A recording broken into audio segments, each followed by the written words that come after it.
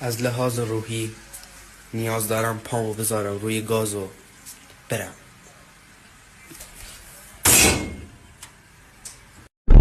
یه خاله دارم حاضر 4 ساعت دم در خونم و با مادرم صحبت کنه ولی داخل نیاد چون دیرش شده باید بره. مامان به نظر من زشتم؟ از دوست پسرت بپرس. خودت میدونی که من دوست پسر ندارم. جواب سوالت همین بود دیگه.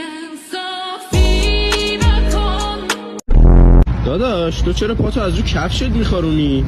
داداش تو کونت میخواره شورتتو در میاری؟ لاشی.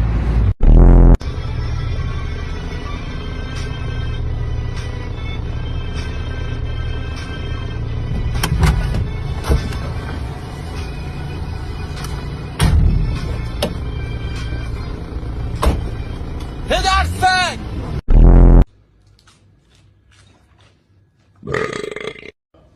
نادم داریم چی میکنیم چرتی دیگه شورش داری باری